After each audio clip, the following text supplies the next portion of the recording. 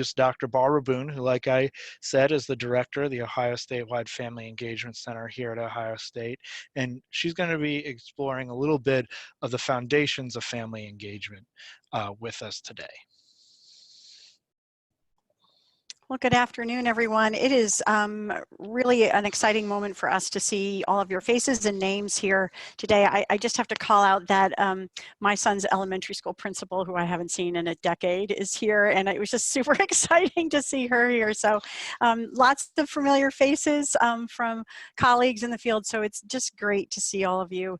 And we are so excited. You know, we have here at Ohio State been working with our State Department and districts around the state for about 6 years, and we were excited this time last year to receive this federal grant. We're one of 11 in the country that were awarded this grant to be a statewide family engagement center.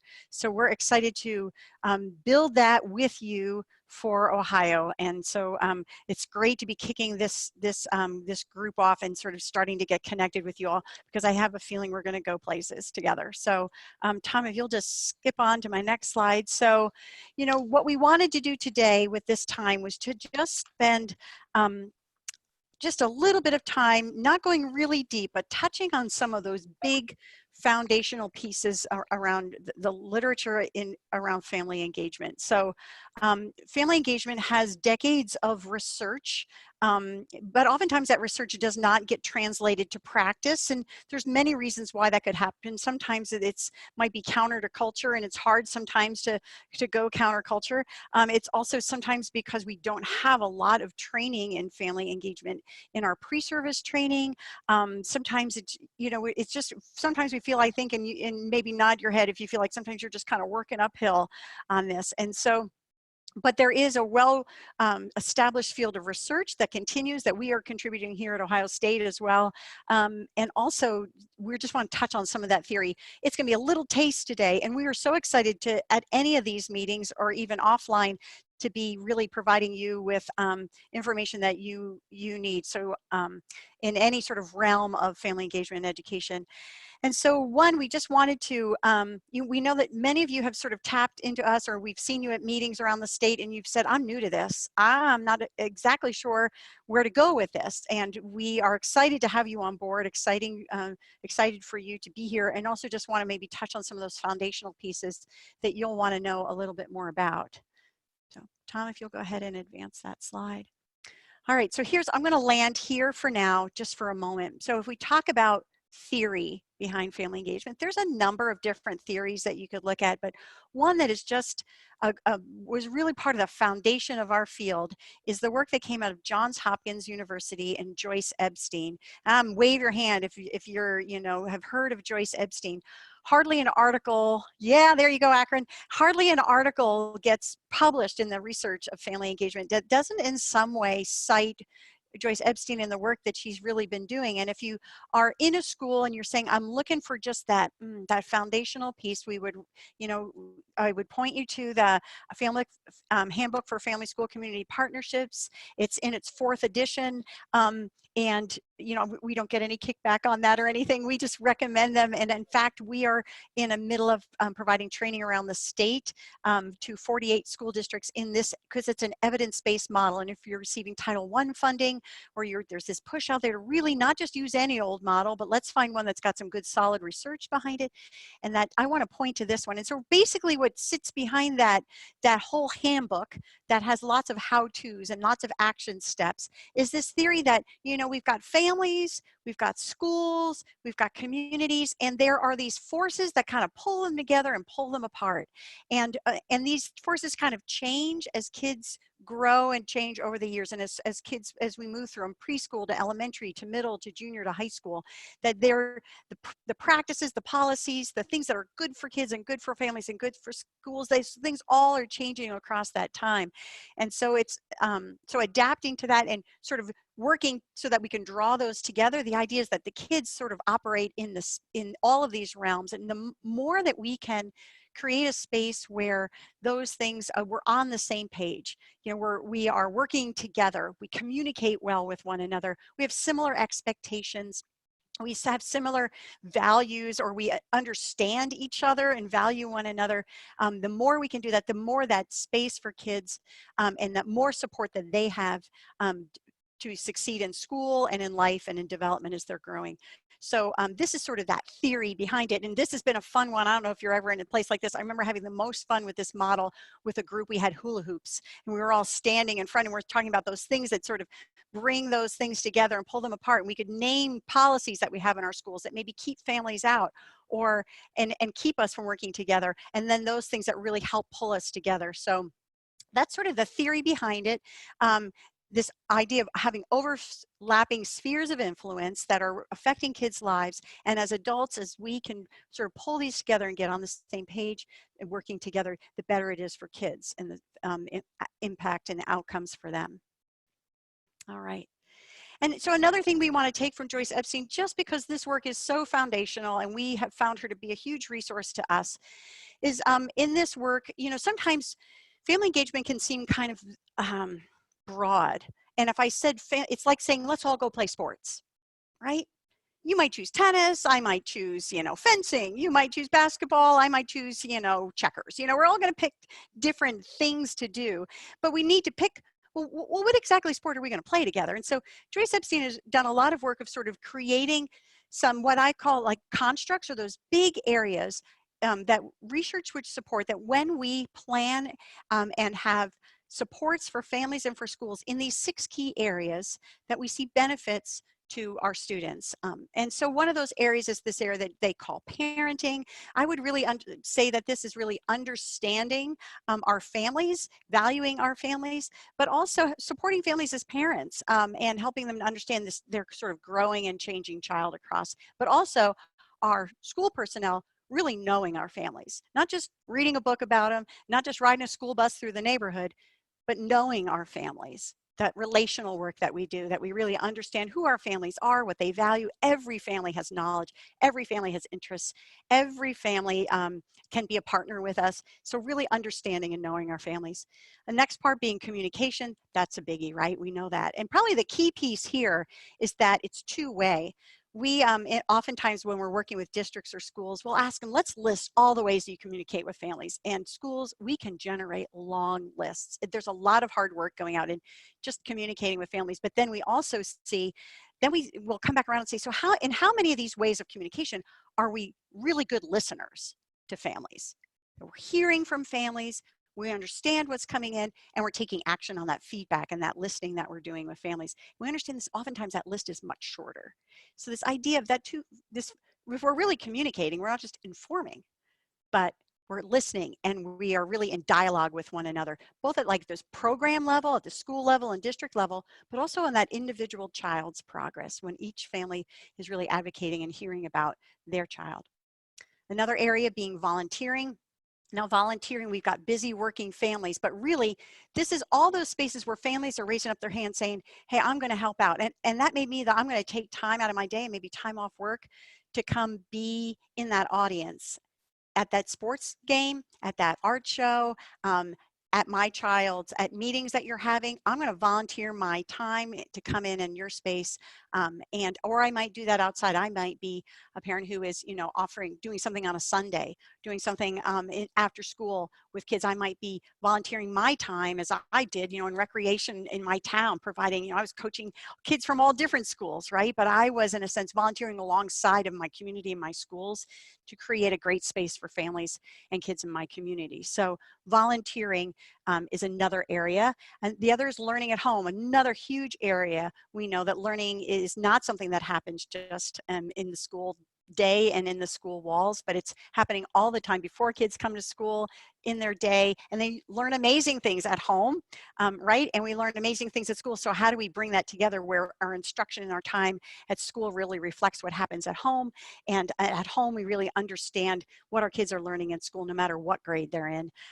Decision making, both at the district level and the school level, families having a say in that. We know that that's an important part if you receive Title I funding, that's a requirement, but also even at that individual child level, that families are heard and listened to as decision makers resource with their child as they're planning for their post-secondary transition, or as they're even thinking about how to navigate the drama in middle school. You know, that families are heard and part of the decisions made for their child. And then the last is these collaborations we have with the community, those strategic collaborations we have to help meet the needs of families, meet the interests of families, to come alongside and say, hey, you know, we're school day is going to end at 3, but we're going to partner with community agencies to have after school opportunities and Saturday opportunities for families and their kids to be learning together, and to provide supports, but also just more enriched opportunities. So those are the 6 big areas, and they are super helpful in planning to sort of consider, what are we doing as a school or a district in each of these 6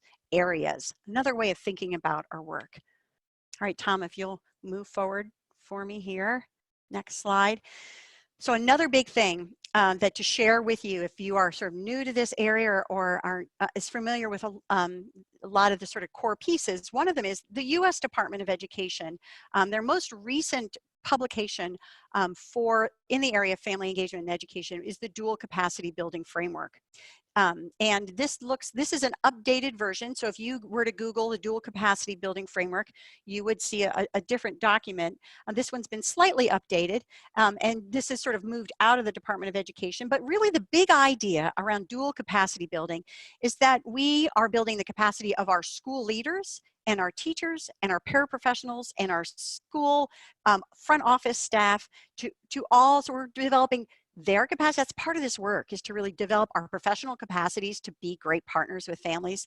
But at the same time, families come to us and they say, I didn't help me out. How do I help my child at home? How can I best do this? Hey, I need support with my child. So there's this capacity building on the family side, but there's also capacity building on the school side. And that's really what's highlighted here. If you see at the top, the sort of educators, we have this challenge for educators and for families, that we have to create these essential conditions that we are relational, we build trust with one another. I'm not going to read every word on this screen, but the big idea is that we're building capacity on both sides. So we're looking at what professional development opportunities and resources are available to our educators, and also what resources and things are available to our families and so we point at this to you. This is another resource that you can go to and read more about. But it's a key piece that we are building the capacity, that family engagement is a profession, and there are skills and knowledge and understandings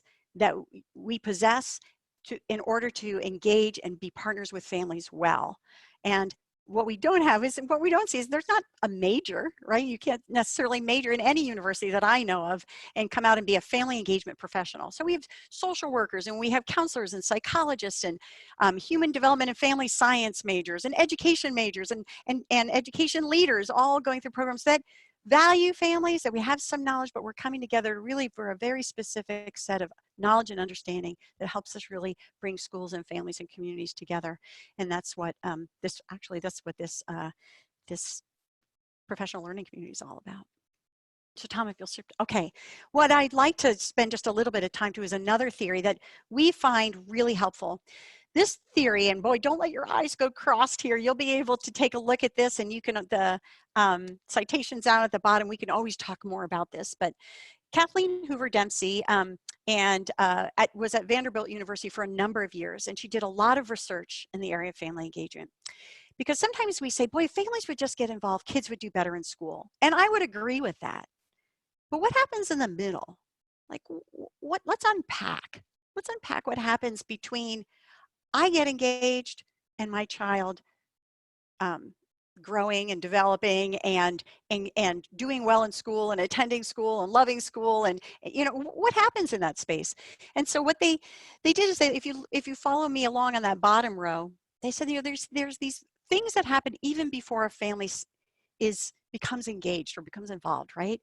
So if you look on the far left side, their whole parental role construction. What does it mean for me to be a mom? And does that include ever going to my child's school? Maybe it doesn't. Does it mean as a mom, do I read to my kids? You know, we all think of, if we've got lots of moms, lots of dads, lots of folks who care for kids here on our webinar today. And we all think about those things differently. And so that's one part of it there is that what it means to me? to be a parent. Another is, even if I got involved, would it make a difference? Maybe I didn't do well in school myself. Maybe I, as a parent, have a learning disability. Can I? Do I have what it takes? Could I be helpful? I know that it wasn't long before I would look at my kids' math assignments and go, oh, I don't know if I can be helpful here. So do we have that sense of I could do it? I could be helpful. We have general invitations from school. Sometimes we send out that general invitation, right, and we have families respond to that. But other times we don't.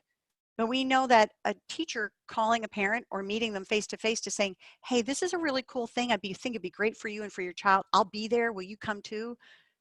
Those types of invitations make a difference too. And for many families, that's the type of invitation, that type of welcoming, like, hey, let's do this with me because it's going to be great for your kid. That's what it takes to really have someone say, hey, I'll do this. And another is our kids, right? Sometimes we forget that in family and community engagement, kids are in the middle and they're active, right? They're saying yes to this and no to that, and please come and do this, and I don't think I want you there, right? The kids are active in this. So what kids are saying, and also what you know as a parent, what skills, what you know, what you value, how much time you have. For goodness sakes, a lot of us don't have a lot of time. So all of these things factor whether or not I'm even going to become engaged as a parent, and my culture too. The things I value, the things I believe in, my culture, my language, my traditions, those also are going to impact this.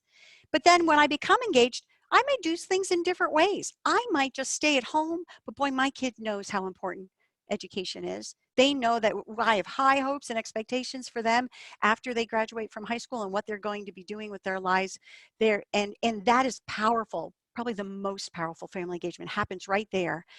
Some are going to do things at home, involvement at home. Some are going to be really communicating well, and some are going to be in the school building and coming to events and that sort of thing. But you'll see that really not every family does all of these things, but they're all valuable. They all impact our kids and their achievement. So we get engaged, and then what happens? Families do different things. We encourage, we show kids things, we reinforce, right? We might instruct, but sometimes that's a little hard, right? So we do these things, and then what happens? That gray line right there is so important. Every kid takes this differently, right? No two kids are going to take this the same way. So, and then kids move up into, what do kids get? So if I'm encouraging them at home and saying, hey, school's important and you're going to be at school and I expect you to behave really well and I expect you to come home and tell me what you've been learning today. Those are my messages from home, what are kids getting? Not an A per se, but that their own academic self-efficacy, that they can do this, that someone has confidence in them, that I can do what they're asking me to do at school. I can learn, I can achieve. I may not be making some mistakes. I may be struggling now, but I won't be struggling forever, right? I'm going to achieve. That intrinsic motivation to learn, that someone's not making me do this. I want this for myself, that they are able to self-regulate themselves better, and also, which is a really cool thing, but they have their own self-efficacy for working with their teacher and other adults. That when families do these things at home, that they're able to do that. So, and then what's the final top of this whole thing? Then we're going to start seeing student achievement. We have kids who are motivated, kids who think, I can do this. So that's, we like to share this theory with you, this grounding, because like I said, the research behind this, the best practices are going to be grounded in Epstein's theory, this framework, these ideas around family engagement. And then finally, and I'm checking my timer here, Tom. Oh, I've got 2 minutes, so I'm just going to, if you'll flip to the next thing, that'd be great. Next slide. All right, and so, as we have reviewed the research, and Tom, you can just pop these up. There you go. So as we review the research, we have sort of research citations behind each of these core areas, but we know sometimes it's not what you do, right? I could walk into a parent-teacher conference in one classroom and have a great experience where I heard my child is, expectations are high, this is great, we're communicating, they're listening to me, I understand my child's progress, I understand what he or she's doing in school. I might go into a conference in the room next door and I come back and I feel beaten down. I don't know what's going on. All I know is they shared a lot of data with me, but I don't quite understand it, right? Same thing. They're both parent-teacher conferences. What's going on? So let's talk about these sorts of things. One is that starting early and being preventative and not being problem-focused. Starting early in kids' lives, starting early in the school year, but getting out ahead of things so families hear about things in a timely way where they can respond, they can work with us and work with their child, right? Starting early, being preventative and not problem focused is important, and that's more effective than if I'm just meeting with you to have a conference because your kid's doing horrible in school. But what if we just meet ahead of time just because, hey, let's get to know one another, let's understand what your child's doing in school, so we can, you know, work on this together. We don't, not being problem focused. The idea that relationships matter, and they do. We are humans beings working together to raise other humans, right? So the idea that we have relationships, we have some trust with one another, we've worked at sort of knowing one another and having relationships. That's important in this work and makes us more effective. Listening and informing, I think we've touched on this idea that it's a dialogue, information's going back and forth. That the work that we do is linked to learning, and Tom mentioned this earlier. Too often we find that the work that we do in family engagement is this kind of this standalone. We're going to do open house. It's going to be a lot of fun. We're going to have a carnival. We're going to have a movie night. We're going to have donuts with dad. And I think, but this school's all about maybe, you know, increasing our reading fluency scores. Maybe we're trying to increase our graduation rate. Maybe we're working at our attendance, and yet our family engagement efforts are not working towards that end with us. And what we believe is that every school improvement plan, every action step that takes part in a school plan should have family engagement action steps woven through that, that our work that we do together as families and schools should be directed at those goals, those best goals for our kids. Another is understanding and valuing families. I mentioned that before, really knowing our families, not just, like I said, reading the book about this, but knowing our families well, understanding the gifts they bring, the assets they have, and how we can really work together. Having expectations together, having that growth mindset that, hey, you know, we haven't connected with all of our families yet, and not all of our families are connecting with us yet, but we will.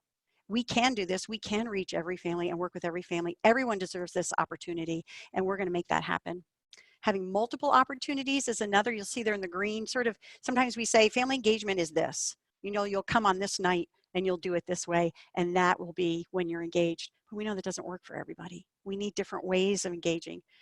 So providing families with different ways that meet their needs and their interests.